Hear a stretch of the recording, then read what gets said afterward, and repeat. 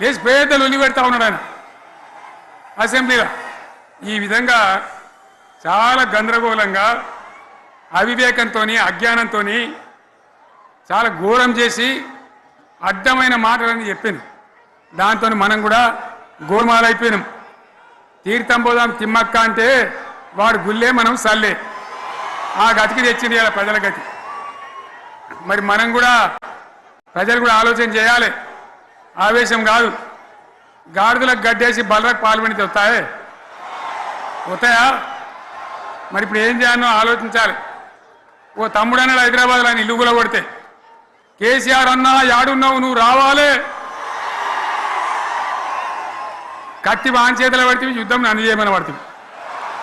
అంతేనా? ఇది కూడా విచారించాలి ప్రజలు. మీకు అర్థం కావాలని నేను చెప్తా ఉన్నా. అందుకే పోడగొట్టుకున్న కాన్నే వెతుక్కోవాలి. మీ వెంట బీఆర్ఎస్ ఉంటుంది, మీ వెంట కేసీఆర్ ఉంటాడు. 100% మళ్ళా తెలంగాణ విజయం సాధించాలి, గులాబీ జెండా ఎగిరేయాలి, అద్భుతమైన తెలంగాణను మళ్ళీ సాధించాలి. ఇక బీజేపీ కథ 11 ఏళ్ళ రాజ్యం చేయబట్టి తెలంగాణకు 11 రూపాయలు ఇచ్చిండ్రా? వాటిదే బబ్రాజమానం భజగోవిందం, శుష్కప్రియ శూన్యాస్తాలు తప్ప ఏమి ఇయ్యలే. 157 కాలేజీలు పెడితే మెడికల్ కాలేజీలు ఒక్కటన్నా తెలంగాణకు ఇచ్చిండ్రా? ఒక ప్రాజెక్ట్ కన్నా జాతీయ హోదా ఇచ్చిండ్రా? ఇక కాంగ్రెస్ వాడు ఇట్లా అంటే బీజేపీ వాడు అట్లా, ఏది లేదు. ఇక ఉల్టా మనయే ఖమ్మంలో 7 మండలాలు గుంజుకున్నారు, సీలేరు ప్రాజెక్టు గుంజుకున్నారు. నరేంద్ర మోడీ మాట్లాడతాడు, ఏం మాట్లాడతాడు?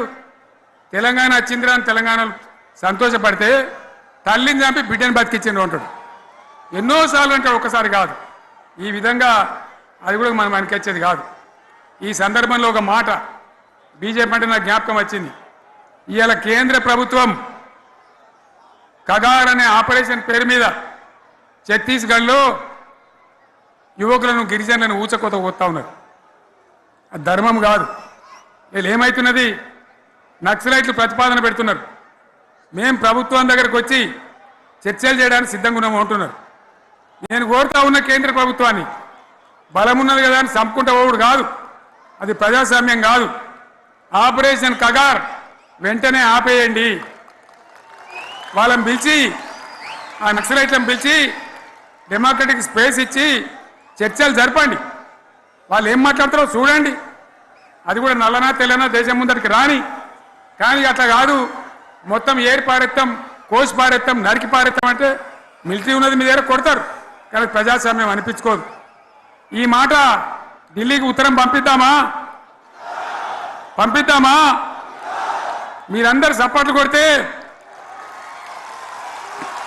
తీర్మానంగా భావించి దాన్ని కేంద్రానికి పంపిద్దాం.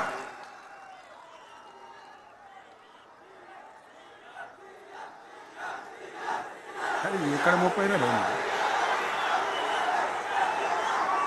ఈ సందర్భంలో ఈ రజతోత్సవ వేళ